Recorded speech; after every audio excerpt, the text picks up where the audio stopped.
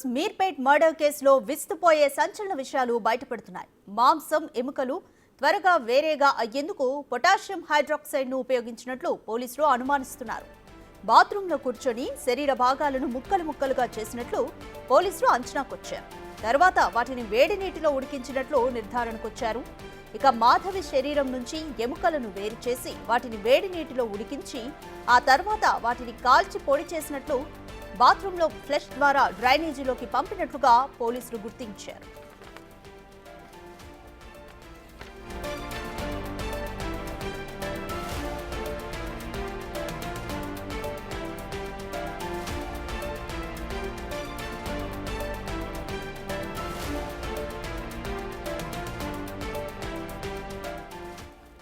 Blu-ray టెక్నాలజీతో గురుమూర్తి ఇంట్లో సేకరించి ఆధారాలను విశ్లేషించారు. దీని ఆధారంగానే గురుమూర్తి చేసిన అతి కిరాతకమైన దారుణాన్ని గుర్తించారు.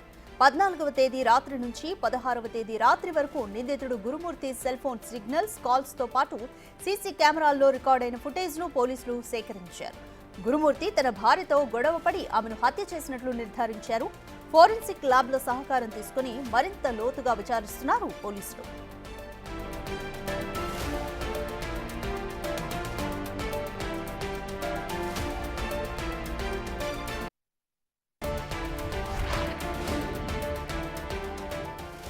బాత్రూమ్ బయట పెయింట్ కోసం ఉపయోగించే 25 లీటర్ల డబ్బాలో హీటర్ వేసి అందులో నీటిని వేడి చేసినట్లు ఆధారాలు సేకరించారు. ముక్కలు మొత్తం మెత్తగా చేసి వాటిని టాయిలెట్లో వేసి ఫ్లష్ చేశాడు.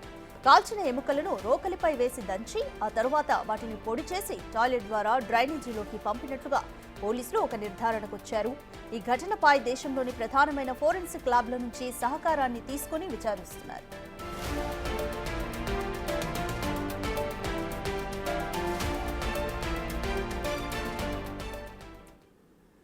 మోర్ డీటెయిల్స్ మా ప్రతినిధి సురేష్ లైవ్ లో అందిస్తారు. సురేష్, ఈ కేసుకి సంబంధించి అసలు గురుమూర్తి భార్యతో ఎందుకు గొడవ పడ్డాడు అనే విషయంపై క్లారిటీ ఇచ్చాడా పోలీసులకు ఏమైనా? పోలీసు విచారణలో గురుమూర్తి ముప్పతిప్పలు పెడుతున్నట్టే తెలుస్తుంది. ఎందుకంటే మొదటి నుంచి కూడా ఆ పోలీసులు అతన్ని అదుపులోకి తీసుకున్నప్పటి నుంచి కూడా పొంతనలేని సమాధానాలు చెప్తూ కేసును పక్కదో పట్టించే ప్రయత్నం చేశాడు. కానీ తమదైన శైలిలో పోలీసులు విచారించడంతో మొదట అతను చెప్పేవన్నీ అబద్ధాలు అనుకున్న పోలీసులు ఆధారాలు సేకరించిన తర్వాత మాధవిని హత్య చేసినట్టుగా నిర్ధారణకు రావడం జరిగింది. అక్కడ క్లూస్ టీమ్ ద్వారా ఫోరెన్సిక్ ల్యాబ్ నిపుణుల ద్వారా కొన్ని ఆధారాలు కూడా సేకరించారు. మాధవి హత్య కాబడిందని చెప్పేసి కూడా పోలీసులు గుర్తించారు. ఇక గురుమూర్తి మాధవికి సంబంధించిన సెల్ ఫోన్ CDRతో పాటు వారి లొకేషన్స్, వారికి సంబంధించిన సీసీ ఫుటేజ్ వివరాలను కూడా పోలీసులు సేకరించడం జరిగింది. లోతైన దర్యాప్తు కేసులో చేస్తున్నారు. ఎందుకంటే నిందితుడు హత్య చేసిన తర్వాత మృతదేహాన్ని మాయం చేసి ఈ హత్య కేసు నుంచి తప్పించుకునేందుకు పథకం ప్రకారమే ఒక ఏదైతే వెబ్ సిరీస్ చూసి ఇదంతా కూడా చేసినట్టు పోలీసులు అనుమానిస్తున్నారు. దాంట్లో భాగంగానే దర్యాప్తు చేస్తున్నారు. ఇప్పటికే ఫోరెన్సిక్ ల్యాబ్కి సంబంధించిన నిపుణుల సలహాలు, వాళ్ళకి సంబంధించిన సపోర్ట్ అంతా తీసుకొని కేసును దర్యాప్తు చేస్తున్నారు. ఇక్కడ తెలంగాణ నుంచే కాకుండా దేశంలో ఉన్నటువంటి ఫోరెన్సిక్ నిపుణుల సహాయం కూడా తీసుకుంటున్నామని చెప్పేసి రాచకొండ కమిషనర్ సుధీర్ బాబు నిన్న మీడియా సమావేశంలో చెప్పడం జరిగింది. కేసుని అన్ని కోణాల్లో దర్యాప్తు చేస్తున్నాం, దర్యాప్తు దశలో ఉంది కాబట్టి ఇప్పుడే అన్ని వివరాలు చెప్పలేమని చెప్పేసి కూడా ఆయన చెప్తున్నారు. కాబట్టి మొదట మిస్సింగ్ కేసు నమోదు చేశాం. ఆ తర్వాత గురుమూర్తిపై అనుమానాలు రావడంతోనే వాళ్ళ కుటుంబ సభ్యులు కూడా ఆయనపై అనుమానాలు వ్యక్తం చేయడంతోనే ఈ హత్య కాబడిందని చెప్పేసి కూడా పోలీసులు గుర్తించడం జరిగింది. ఆ దశలో ఇప్పుడు దర్యాప్తు చేస్తున్నారు కాబట్టి దర్యాప్తులో చాలా కీలక విషయాలే పోలీసులు రాబట్టడం జరిగింది. ఇక్కడ గురుమూర్తి మృతదేహాన్ని ఏదైతే వాటర్ హీటర్లో ఉడకబెట్టడానికి చాలా కెమికల్స్ కూడా వాడినట్టు తెలుస్తుంది. పొటాషియం హైడ్రాటిక్స్ సంబంధించిన కెమికల్ వాడి దానికి సంబంధించి, ఎందుకంటే మృతదేహానికి సంబంధించిన పీసెస్ త్వరగా ఉడికి ఆ బొక్కలు వేరు చేయడానికి అది యూట్యూబ్లో చూసి అతను దాన్ని తీసుకొచ్చి కలపడని చెప్పేసి కూడా పోలీసులు అనుమానిస్తున్నారు. ఆ దిశగా కూడా కొన్ని ఆధారాలు సేకరించినట్టు తెలిసింది. ఇప్పటికే గురుమూర్తి ఇంట్లో అనేక ఆధారాలు పోలీసులు సేకరించడం జరిగింది. మహిళ మృతదేహం మాధవికి సంబంధించి ఆమె వెంట్రుకలతో పాటు కొన్ని బ్లడ్ శాంపిల్స్ కూడా పోలీసులు సేకరించారు. పొయ్యి ఏదైతే ఫంక్షన్స్లో ఉపయోగించే పెద్ద స్టవ్ కూడా ఉంటుందో ఆ స్టవ్ను కూడా స్వాధీనం చేసుకోవడం జరిగింది. ఆ స్టవ్ పైనే బొక్కలన్నీ కూడా కాల్చి దంచి ఆ తర్వాత బాత్రూంలో ఫ్లష్ చేసినట్టు కూడా పోలీసులు ఆధారాలు సేకరించారు. వీటికి సంబంధించి ఇప్పుడు FLCకి ఆ రిపోర్ట్స్ ఆధారాలన్నీ కూడా పంపించడం జరిగింది. కాబట్టి వాటికి సంబంధించి అక్కడ దొరికిన బ్లడ్ శాంపిల్స్తో పాటు మాధవి తల్లిదండ్రులు ఆమె పిల్లలకు సంబంధించిన DNA శాంపిల్స్ సేకరించి చనిపోయింది మాధవే అనే దానికి సంబంధించిన నిర్ధారణకు వచ్చే అవకాశం ఉంటుంది. ఆ రిపోర్ట్నే పోలీసులు కోర్టులో సబ్మిట్ చేసే అవకాశం ఉంది. కాబట్టి కేసు దర్యాప్తు జరుగుతుంది. ఇప్పటికే 10 బృందాలని ఏర్పాటు చేసి ఇటు ఫోరెన్సిక్ క్లూస్ టీంతో పాటు SOT రాచకొండ పోలీసులు కూడా ఈ కేసుని దర్యాప్తు చేస్తున్నారు. స్వయంగా రాచకొండ కమిషనరే ఎప్పటికప్పుడు మానిటరింగ్ చేస్తూ కేసుకు సంబంధించి పూర్తి వివరాలు రాబట్టే ప్రయత్నం చేస్తున్నారు. ఎందుకంటే దేశవ్యాప్తంగా సంచలనంగా మారింది. ఇప్పటి వరకు మృతదేహానికి సంబంధించి ఆనవాళ్ళకు సంబంధించి కూడా పోలీసులు ఎక్కడా కూడా ప్రస్తావించలేదు. ఎందుకంటే